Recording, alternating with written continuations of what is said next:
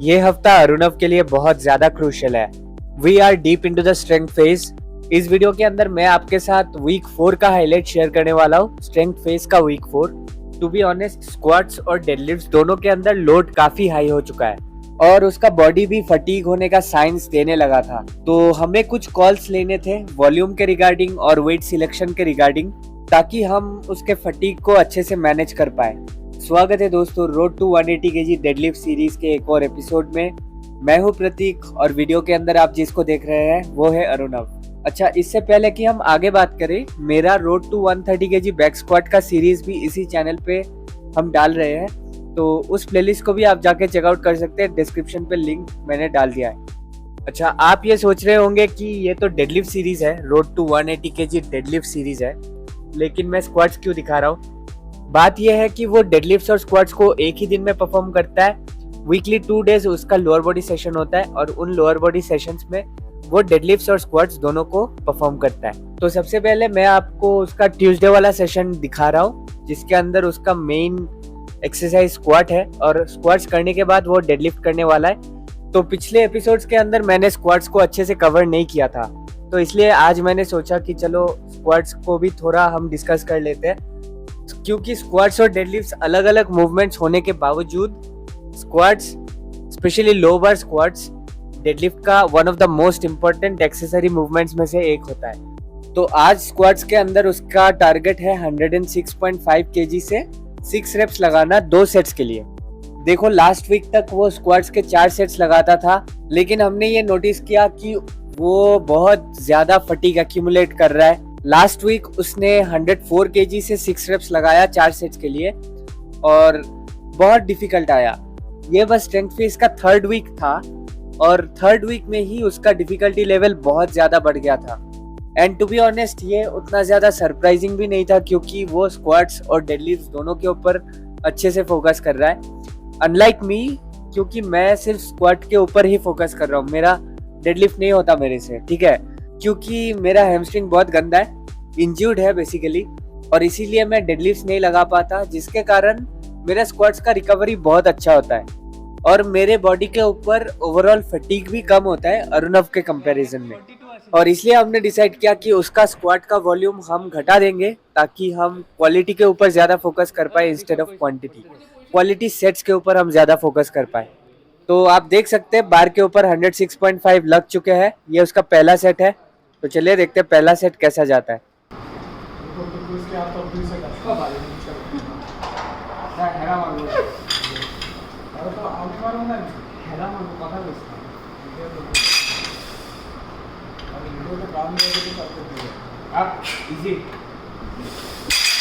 चल बढ़िया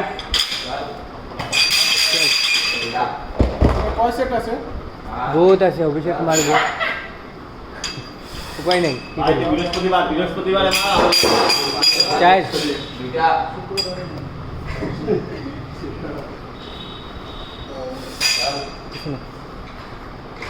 चल इजी।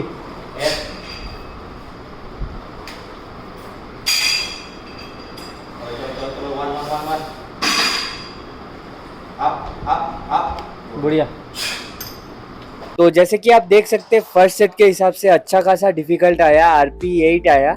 अगर यहाँ उसके जगह मैं होता तो सेम सेट देखने के बाद मैं बोलता कि ये RP 9 है, क्योंकि ये बहुत गंदा ग्राइंड कर लेता है स्क्वाट के अंदर। आपको यकीन नहीं होगा, अगर इसका फॉर्म गंदा हो भी गया तब भी वो तेरा मेरा होके जैसे तैसे वो ऊपर आ ही जाएगा। लेकिन मैं इस तरीके से बिल्कुल ग्राइंड नहीं कर पाता। अगर मेरा टेक्निक थोड़ा सा भी ब्रेक डाउन हो जाता है, मैं सीधा नीचे बैठ जाता हूँ, जो कि कुछ केसेस में एक बहुत बड़ा डिसएडवांटेज हो जाता है ना। लेकिन ऑब्वियसली 99% ऑफ योर रेप्स अच्छे टेक्निक से होना चाहिए। लेकिन मैं ये कह रहा हूँ कि अगर बाई चांस टेक्निक ब्रेकडाउन हो जाता है, तो ऐसे रेयर सिचुएशंस के लिए आपको ये पता होना चाहिए कि ग्राइंड करके ऊपर कैसे आना है, और इस चीज के अंदर अरुणव बहुत बड़ा एक्सपर्ट है।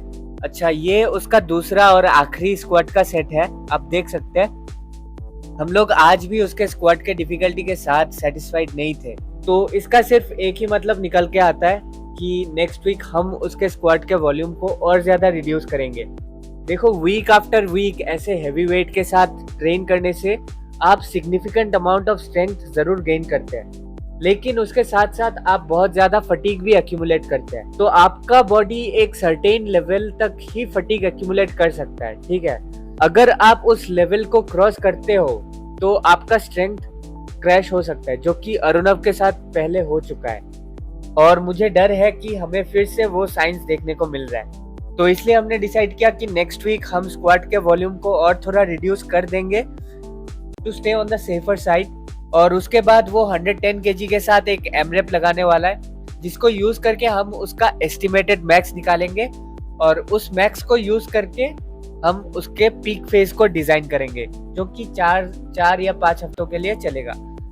अच्छा, तो आप देख सकते हैं स्क्वाट्स के 2 सेट्स करने के बाद वो टेम्पो स्क्वाट्स कर रहा है एकदम लाइट वेट के साथ, क्योंकि आपने देखा होगा कि उसका टेक्निक थोड़ा खराब हो जाता है जब वो ग्राइंड करने लगता है, तो उसका टोर्सो एंगल थोड़ा थोड़ा चेंज होने लगता है लास्ट कुछ रेप्स करते वक्त। तो इसीलिए टोर्सो एंगल का अवेयरनेस डेवलप करने के लिए वो टेम्पो स्क्वाट्स कर रहा है। अच्छा, मुझे फटीग एक्यूमुलेशन के बारे में थोड़ा और बात करना है। अगर बाई चांस आपका स्ट्रेंथ क्रैश हो गया, आपको ऐसे सेट्स या रेप्स डिफिकल्ट लगने लग गए, जो कि डिफिकल्ट नहीं लगना चाहिए, इजी आना चाहिए, तब आप समझ जाइए कि आप जरूरत से ज्यादा, लिमिट से ज्यादा फटीग एक्यूमुलेट कर चुके हैं। फर्स्ट ऑफ ऑल तो ऐसे सिचुएशंस को अवॉइड करो, जैसे भी हो सकता है अवॉइड करो। अगर मन में डाउट है तो मत करो, थोड़ा कम करो। लेकिन क्या होता है कि हम ना चाहते हुए भी कभी कभी उस लिमिट को क्रॉस कर जाते हैं, तो ऐसे सिचुएशन में हमारे पास डीलोड लेने के अलावा और कोई रास्ता नहीं होता, अनफॉर्चुनेटली। तो आपको प्रोग्राम के बीच में ही जिम को छोड़ के कहीं भाग जाना है, 1 हफ्ता 10 दिन के लिए। अच्छे से खाना है, पीना है, और अपने बॉडी को अच्छे से रिकवर होने देना है। डीलोड लेने के बाद मोस्ट ऑफ द टाइम्स आपको बहुत ज़्यादा स्ट्रॉन्ग फील होने वाला है, और धीरे धीरे आप अपने ट्रेनिंग को वापस चालू कर सकते हैं। लेकिन प्रोग्राम के बीच में 10 दिन का लॉस होना बड़ा लॉस हो जाता है कभी कभी, तो बेस्ट है कि ऐसे सिचुएशंस को अवॉइड करो और अपने फटीग को अच्छे से मैनेज करो। तो स्क्वाट्स लगाने के बाद आप देख सकते हैं वो डेडलिफ्ट्स लगा रहा है। ये शायद 140 kg के साथ उसका लास्ट वार्म अप है, उसके बाद उसे एक सिंगल लेना है 155 kg के साथ, और वो भी स्क्वाट्स के 2 इतने डिफिकल्ट सेट्स लगाने के बाद। तो देखिए सिंगल कैसा जाता है।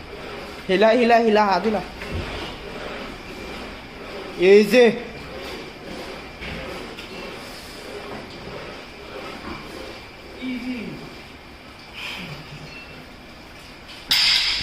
इसका डेडलिफ्ट लिटरली मुझे एवरी सिंगल डे सरप्राइज कर रहा है। ये देखो कैमरामैन क्या कर रहा है पता नहीं। 155 kg का सिंगल इतने फटीग स्टेट में कैसे मर रहे हैं मुझे नहीं पता। इसका डेडलिफ्ट का प्रोग्रेशन देखने में सच में बहुत मजा आ रहा है। और उसके बाद वो पोस्ट डेडलिफ्ट करने वाला है 123 kg के साथ 5 रेप्स के लिए 3 सेट्स, जो कि अगेन बहुत इजी था, बहुत ही ज्यादा इजी, आप देख सकते हैं। तो देख के ऐसा लग रहा है कि डेडलिफ्ट बहुत इजी जा रहा है, लेकिन स्क्वाट्स बहुत टफ जा रहा है। देखो उसका लोअर बैक लिटरली पक चुका है, इतना ज्यादा डेडलिफ्ट लो बार स्क्वाट्स करके पूरा दिन उसका लोअर बैक सोर रहता है, और every single day of the week उसका लोअर बैक बहुत ज्यादा सोर रहता है।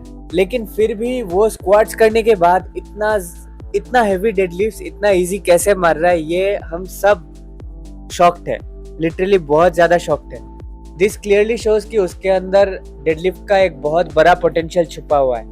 होपफुली वो इस बार 180 निकाल पाएगा, एटलीस्ट 175 तक तो पहुंचना ही पहुंचना है। देखते क्या होता है।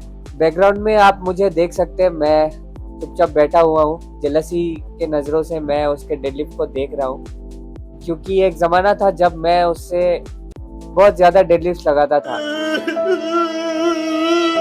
और खैर छोड़ो, ये सब बातें नहीं करते।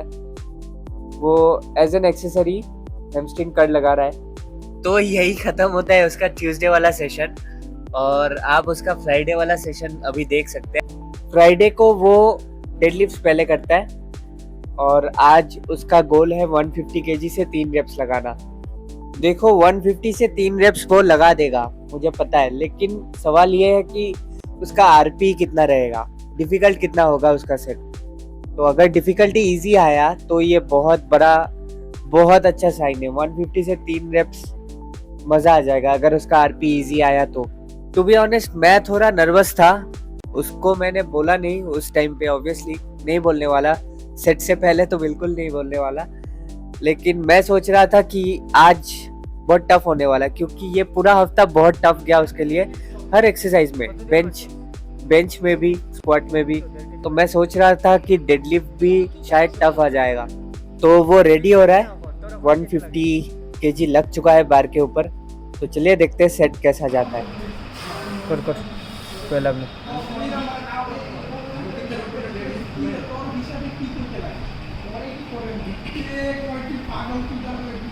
चल इजी देखो चल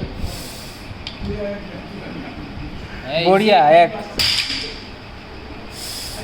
टाइट लाइट वेट दुई चल लास्ट देखो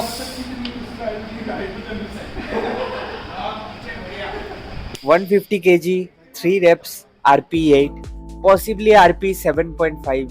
मजा आ गया भाई, देख के बहुत मजा आ गया। टू बी ऑनेस्ट मैं इतना इजी एक्सपेक्ट नहीं कर रहा था, लेकिन भाई उसने हम सबको सरप्राइज कर दिया। तो ये उसका टॉप सेट था।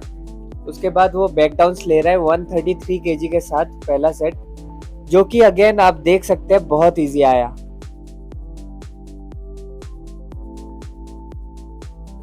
तो सेकंड सेट के लिए हमने आपस में डिस्कस करके वेट को थोड़ा इंक्रीज कर लिया, ताकि क्योंकि फर्स्ट सेट बहुत ज़्यादा इजी आ गया था, एक्सपेक्टेशन से बहुत ज़्यादा इजी आ गया था, तो इसलिए सेकंड सेट के लिए उसने 135 ले लिया। दरअसल हमें RP 6.5 के अराउंड चाहिए था वो सेट, लेकिन वो उससे भी कम आया, तो इसलिए हमने वेट को थोड़ा इंक्रीज कर दिया।